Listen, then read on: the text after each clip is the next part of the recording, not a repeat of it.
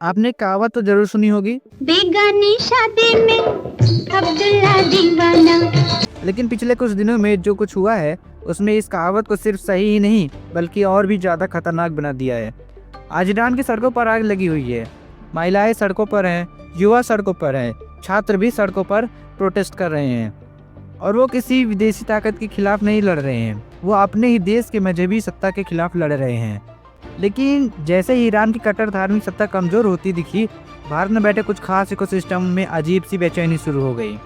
Iran कोई साधारण देश नहीं है, वहाँ लोकतंत्र नहीं है, वहाँ मजहब की कानून है।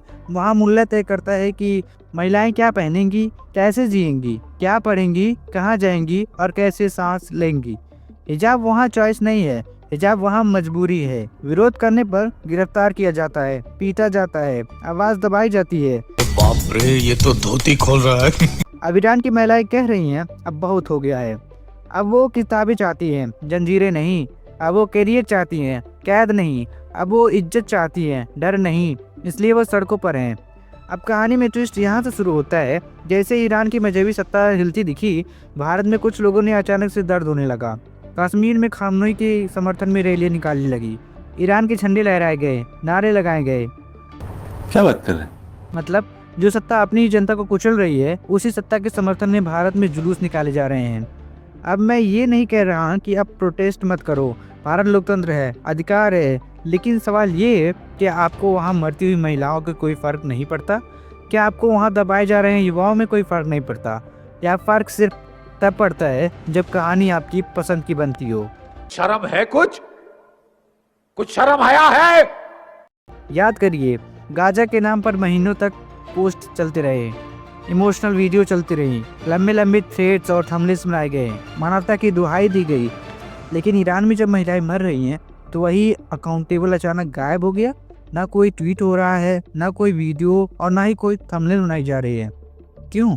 क्योंकि यहाँ मारने वाला कोई पश्चिमी देश नहीं है, यहाँ मारने वाला भी मुस्लिम सत्ता है और मरने वाला भी मुस्लिम ही है। और यहाँ से सिलेक्टिव ह्यूमन राइट्स की असलियत सामने आती है। भारत में बैठे कुछ लोग रोज कहते हैं हिजाब एक चॉइस है, लेकिन ईरान में अगर कोई महिला हिजाब उतार दे तो उसे रोका जाता है, धमकाया जाता है, जेल में डाला जाता है। तो ये कैसी चॉइस हुई? से डरो, चलो भगवान से डरो। अगर मजहब सच में मर्जी से अपनाया जाता है तो उसे छोड़ने पर सजा क्यों? अगर सब कुछ सहमति से ही हो रहा है तो बच्चियों को बचपन से ही ढकने की मजबूरी क्यों दी जाती है? Good question, you are a good question. Iran की महिलाएं इसी झूठी चॉइस को जला रही हैं। वो कह रही हैं हमें आज़ादी चाहिए, सजावट नहीं।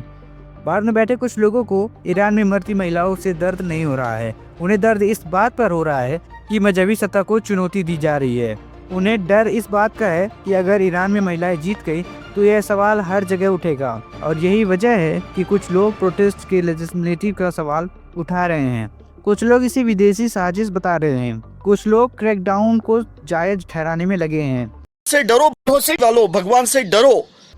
ईरान में जो हो रहा है वो सिर्फ सत्ता और जनता की लड़ाई नहीं है, वो एक सोच की लड़ाई है, वो डर और आज़ादी की लड़ाई है, वो परंपरा और प्रगति की लड़ाई है।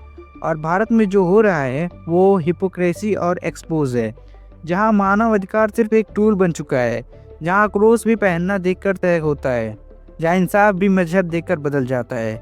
ईरान की महिलाएं आगे बढ़ना चाहती हैं, लेकिन भारत में बैठे कुछ लोग उन्हें पीछे ढकेलना चाहते हैं। और यही है आज की सबसे बड़ी सच्चाई। आज ईरान की सड़कों पर सिर्फ महिलाएं नहीं लड़ रही हैं, वो पूरी दुनिया की दोहरी सच को नंगा कर रही हैं। तो अगर वीडियो पसंद आई हो तो लाइक शेयर सब्सक्राइब कर दो, अगर आप भी चाहते हो नेक्स्ट वीडियो फिर से पाना।